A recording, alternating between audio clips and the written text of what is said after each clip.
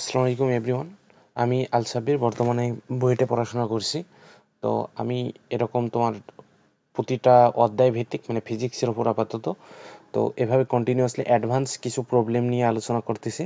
তো অলরেডি আমি কাজ ক্ষমতা শক্তির বেশ কয়েকটা প্রবলেম আমি ইউটিউবে আপলোড করেছি, তোমরা চাইলে ভিডিওগুলো দেখতে পারো। আর আজকে আমরা নিউটনিয়ান মেকানিক্সের একটা কেন্দ্রমুখী বল রিলেটেড একটা অ্যাডভান্স প্রবলেম আলোচনা করব, মানে মোটামুটি কনসেপচুয়াল। তো চলো আমরা ম্যাথটা শুরু করি। তো দেখো কি বলছে এখানে, ঘূর্ণায়মান একটা গ্রামোফোন রেকর্ডের কেন্দ্র থেকে আর দূরত্বে একটা কয়েন স্থাপন করা হলো। তো এখানে যেটা আমি চিত্রটা নিছি, এইটা হচ্ছে আমার কি বলতো গ্রামোফোন, ঠিক আছে, গ্রামোফোন রেকর্ড। তো এর কেন্দ্র থেকে আর দূরত্বে একটা কয়েন স্থাপন করা হয়েছে। তো কয়েনটা হচ্ছে এটা রেড দিয়ে আমি মার্ক করেছি। আর এটা হচ্ছে কত দূর দূরত্বে অবস্থিত আছে দেখো তো।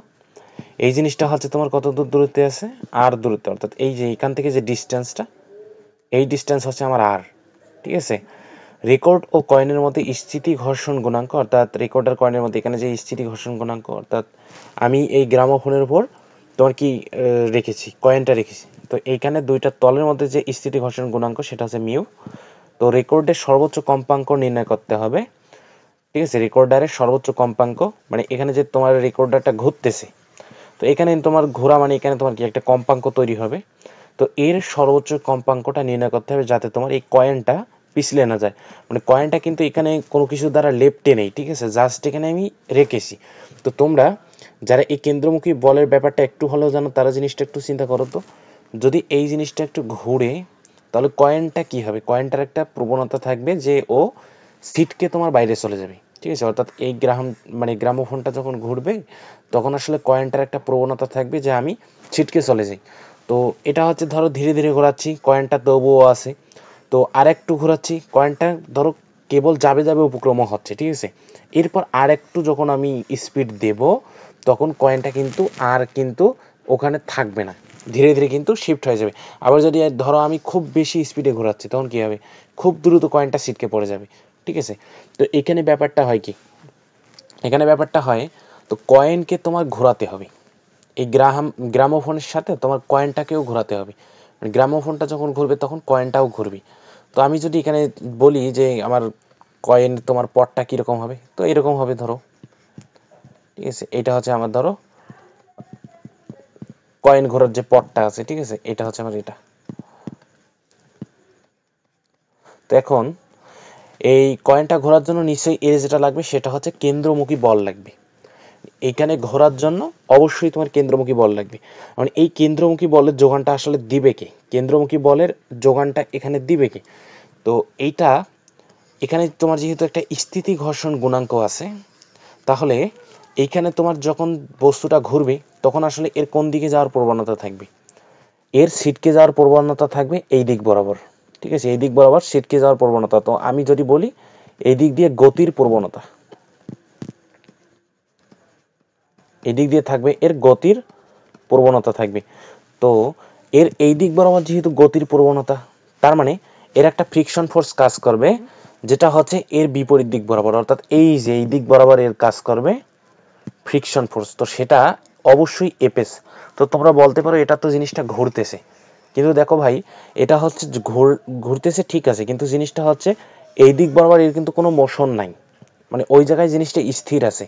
তো তুমি হচ্ছে একটা নির্দিষ্ট বেগে ঘোরাচ্ছ, তো এই কয়েনটা এই দিক বরাবর ছিটকে যাওয়ার একটা প্রবণতা অর্জন করে, কিন্তু তার বিপরীত দিকে তোমার একটা ঘর্ষণ বল কাজ করবে যেটা স্থিতি ঘর্ষণ। এই কারণে কিন্তু এই কয়েনটা কিন্তু ছিটকে যাবে না, ঠিক আছে। তাহলে এই এপেসটাই মূলত এখানে তোমার কেন্দ্রমুখী বল যোগান দিচ্ছে। তো আমি কেন্দ্রমুখী বল কি লিখি, কেন্দ্রমুখী বল হচ্ছে এম ওমেগা স্কয়ার আর। আর কেন, আর হচ্ছে কয়েনটার জন্য যেহেতু আমার নির্ণয় করা লাগবে, তো এখান থেকে ডিস্টেন্সটা নিতে হচ্ছে। তো এটাই হচ্ছে তোমার এপেস এর সমান, ঠিক আছে। তো এম ওমেগা স্কয়ার আর হচ্ছে এপেস, এপেস হচ্ছে কি মিউ এস ইন্টু আর, ঠিক আছে, মিউ এস ইন্টু আর। এই আর কিন্তু ব্যাসার্ধ না, এই আর হচ্ছে আবার কি বলতো, এই আর হচ্ছে তলের অবিলম্বিক প্রতিক্রিয়া কার উপর, এখানে হচ্ছে তোমার অবশ্যই কয়েনের উপর হবে।